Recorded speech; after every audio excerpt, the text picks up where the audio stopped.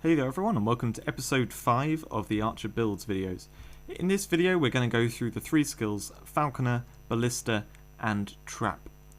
The first 2 of these are using pet damage, which is a little bit complicated and I don't want to go into massively here, but ultimately the way it works is the damage scales on the stats of your enemies, which means as you're leveling up and you're still gearing up your character, you're going into tough content for your stats. Pet skills can be very powerful. And then as you get stronger than the content you're entering, they can be a little bit underwhelming. They don't use your elemental stats, so they don't increase as you increase those and your other skills get stronger, so they can be a little bit weaker. However, when it comes to the case of Ballista, it's actually so strong that it doesn't matter so much. It is usable even when you're very strong. So Falconer here, this is a very unusual skill. If you were looking and reading this already, it's got a duration of 300 seconds and a cooldown of 300 seconds, which is not like any other skill in the game.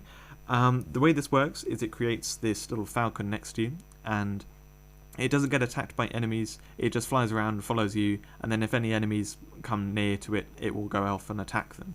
The damage from it is okay, but like nothing that special, and that's pretty much all it does. So it's quite an underwhelming skill that you pretty much just put on as a buff and then swap like at the beginning of a map and then swap the skill out. That's kind of how it is as the base skill, and ultimately that's not very useful. The Skuruns, some of them add kind of extra, well, they add extra elemental damage as all Skuruns do, and then some add like healing and stuff. Do check out the Skuruns because some of them may be very interesting. They may do some interesting things with this, but ultimately currently the way you want to use it is with one particular Skurun and with the skill at 99 points. So that's what I'm going to go into now, and that is with the Stone Bear.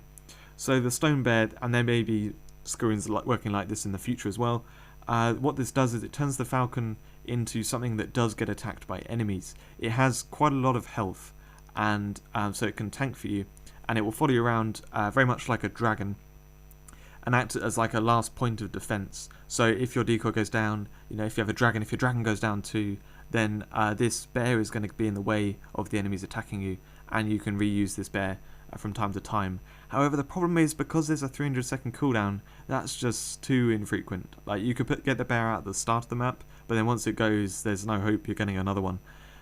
So that's where you need to put 99 points in this. So if you watch what's happening as I put more points in this, the damage increases and it actually becomes pretty good by the end. And the cooldown decreases massively, so it becomes a 60-second cooldown. Which when you combine cooldown potion, you can use this skill every like 25 seconds or so. So then you can actually use this as a skill, as a defense skill, and you can keep it in your hotbar. But that's quite a niche case, is when you're using a particular skill rune, you have 99 points on it, and you have a cooldown potion active. But for the really tough content where you want to avoid getting hurt at all, this Stone Bear can be very useful as that last line of defense. Like I said, it survives well. The damage from it's actually quite decent too. Once you got it to this point, it does quite a lot of pet damage. So I'll show it in combat in just a second. Actually, yeah, let's show it now. So I'm gonna get it out. These enemies, I have a feeling they're quite weak, so they're not gonna do particularly well at killing it off. But you can see the damage from it here. As you can see, it's actually killing those enemies off. I think they're quite weak though. I don't know for certain. And the bear is surviving fairly well from all those attacks, but it's not going to live forever. It's certainly dying off. You can see the cooldown here is about to come off, but you can see it didn't quite survive the full thing. But as a top up to decoy, it's a really good skill for that. So that's what you can expect from Stone Bear. It's a handy skill that comes into play in some of the really tough content. Not one for new players. I would not recommend it in general, and using it as a falcon, it doesn't work particularly well. But like I said, later Skuruns may make this skill work well in different ways, so do check them out. You've hopefully got an idea of how the skill works from what I've said here. Ballista, this is the next skill, and it does pet damage. So you can't really compare this damage to the other skills because it's very works in a different way. What this does is it creates a ballista that does not get attacked by any enemies, and therefore just doesn't die. That's why it calls it nearly indestructible. It's a weird way to describe it though. So you create this, and over those 10 seconds it does 21 attacks of this pet damage. So this is all about damage. And what's important to note is it only attacks one target. It attacks the nearest target. The cooldown is 30 seconds, so you can't spam this, but as a top up to your other skills, this is actually really quite good. I don't know what it's attacking here. It's attacking one of the enemies. Or maybe it's getting confused by these beams. I'm not really sure. It looks like it's kind of bugging out like that. So let's use it again, and then you can see it killing off the enemies. So yeah, it's not really doing a whole lot, but this is without it, with any screwing in, and well, it's 10 out of 99. Because where this skill becomes really good is when you start including that extra stuff. As the base skill, this is something which you want to use when you're going up your character. This is in Platinum difficulty, where pet damage doesn't do so much. It's not so effective. I think it's actually because I've got my stats higher than the current event, so they're scaled to me, but then the pet damage isn't. But that's, you know, going complicated stuff. So anyway, the damage from it is okay at this stage. If you put a screwing in it, they do different things like healing you. Sorry, I say healing you. I don't think that heals you. They do slowing the enemies and stuff. But what you really want to look out for is one of the ones like Venom Turret, which turns this into an area of effect. You can see this here. It says deals all damage. Nature damage to all enemies of an area. It's a bit unclear, and some of them, you know, it's not so obvious, but do look out for it. That's the ones you're looking out for, because that makes this skill really good for crowd control. So here we've got like a group of enemies. I say like I mean there's a group of enemies, and then I'm going to get it to attack all those enemies. As you can see, it's actually going to kill them all off. It's really good to use for that, and you know, it kind of killed those off. Wasn't the perfect example. Like I said, pet damage in this particular case isn't super strong. So this event and stuff that I'm doing. But anyway, that's what you can expect. It's going to do some good area of effect damage and clear out things. And then what you really, really want to do is you want to put 99 points in this. So this is another one of those skills that just benefits massively from having 99 points in. I'd say it's one of the best skills on the class to get to 99 points. I don't know if it's the first one I do. I can't think of that right now. That will be recommended in a later video in one of this series. So anyway, as you get it to 99 points, it doesn't increase the cooldown, it doesn't reduce the duration or anything like that. All it does is increase the mana cost, and it triples that base damage, which now means that the damage is roughly, with current skill runes, 2.5 times stronger. So now what you're going to see, hopefully, is a lot of damage coming out of it. So I use this on the enemies as they pass. They're going to get attacked. You can see it's cleared out all those small enemies. Okay, sure, they were hurt already, but look how much damage this has done to the boss. That's from that single ballista, and it wasn't even attacking the boss for the whole time. This does loads of damage. It's really good for dealing damage to bosses, in addition to all your other skills. Because bear in mind, you can just, you know, throw this out and then start attacking with everything else.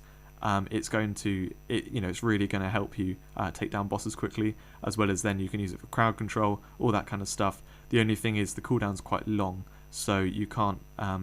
You've got to be careful with where you place it. You've got to make sure you put it in the right location.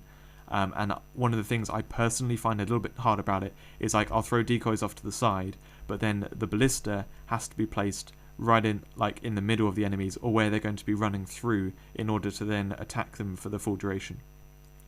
So I shouldn't have placed that, actually. I didn't mean to place that. So yeah, it definitely they get confused by the beams. That's a shame that I'm showing it bugging out. So the third and final skill here is the trap skill. This is slightly less useful compared to ballista, where ballista is something that I would definitely recommend in all PvE content. Trap is something for specific builds. It's a little bit complicated, and I'm going to try my best to explain it.